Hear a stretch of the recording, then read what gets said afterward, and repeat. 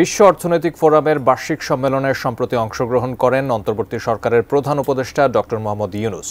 এই সম্মেলনের ফাঁকে বার্তা সংস্থা রয়টার্সকে সাক্ষাৎকার দেন তিনি। এ সময় শেখ হাসিনার সীমাহীন দুর্নীতি ও বাংলাদেশ ভারতের মানচিত্র নিয়েও কথা বলেন ডক্টর ইউনূস। হঠাৎ কেন মানচিত্র নিয়ে কথা বললেন প্রধান উপদেষ্টা, বিস্তারিত জানাচ্ছেন Sheikh Farid. Single person regime which commanded everything, and that's what made all the people and the students furious, and spontaneously they responded to the situation. ক্ষমতায় বসে টানা 15 বছর দেশ শাসন করেন শেখ হাসিনা। এই সময়ে সাবেক প্রধানমন্ত্রীর বিরুদ্ধে মানবতা বিরোধী অপরাধ, গণহত্যা, জোরপূর্বক গুম, দুর্নীতি এবং অর্থ পাচারের শক্ত অভিযোগ রয়েছে, যা তদন্ত করছে অন্তর্বর্তী সরকার। Millions of people were put in jail, and I was one of them, waiting to be in jail. এছাড়া গত ডিসেম্বরে নয়াদিল্লির কাছে শেখ হাসিনার প্রত্যর্পণের জন্য অনুরোধ জানিয়েছে ঢাকা। তবে এখনও ঢাকার অনুরোধে সাড়া দেয়নি মোদি সরকার। এর ফলে দুই দেশের তিক্ততা বেড়েছে আরও কয়েক গুণ। এমন পরিস্থিতিতে শেখ হাসিনা সীমাহীন দুর্নীতি নিয়ে মন্তব্য করেছেন অন্তর্বর্তী সরকারের প্রধান উপদেষ্টা ডক্টর মোহাম্মদ ইউনূস।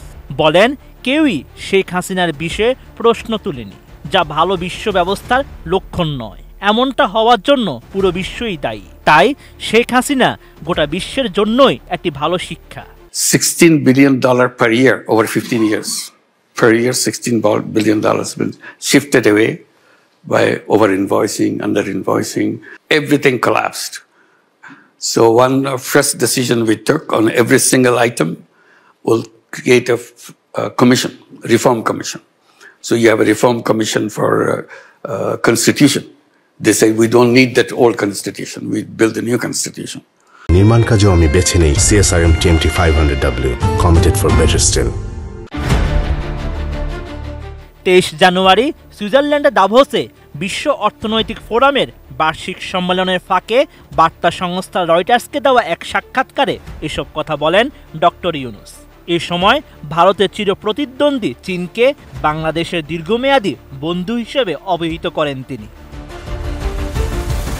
বাংলাদেশ ভারতের মানচিত্র নিয়ে এই উপদেষ্টা জানান, নয়াদিল্লির সঙ্গে সম্পর্কে টানাপোড়েন ব্যক্তিগতভাবে তাকে অনেক কষ্ট দেয়। বাংলাদেশ ভারত সম্পর্ক যতটা সম্ভব শক্তিশালী হওয়া উচিত।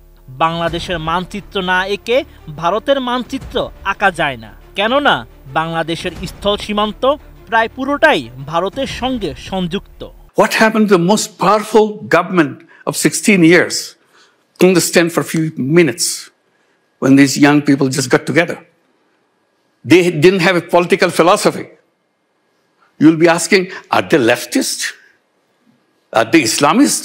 Are they terrorist? It doesn't come into any category. You don't have a category for them. You see everybody there. এই নোবেলজয়ী বলেন, ক্ষমতাচ্যুত সাবেক প্রধানমন্ত্রী শেখ হাসিনা দেশের উচ্চ প্রবৃদ্ধি নিয়ে যা প্রচার করতেন তার পুরোটাই ছিল মিথ্যা। তবে তিনি এর ব্যাখ্যা দেননি। অর্থনৈতিক প্রবৃদ্ধির হার নিয়ে ডক্টর ইউনূস জানান, ব্যক্তিগতভাবে তিনি প্রবৃদ্ধির হার দ্বারা খুব বেশি প্রভাবিত নন, তবে সমাজের প্রান্তিক মানুষের জীবনযাত্রার মান দ্বারা প্রভাবিত। তাই তিনি এমন একটি অর্থনীতির কথা চিন্তা করেন যেখানে সম্পদকে পুঞ্জীবিত করার ধারণা এড়িয়ে চলা হয়। I said this generation is a generation of entrepreneurs. They create their own world. They run. Even a housewife in Bangladesh didn't have much education. Now run businesses out of her home. She doesn't have much education, but her food is so good. So what she does, take orders from people. Chooses which one order she take to prepare food for her friends or friends of other families and deliver it and make money. She has 4 children of her own. That's it. It's just a family. Go to remote village, somebody is selling saris on the Facebook. Sheikh Farid, ATN News. She doesn't know that this kind of business is somebody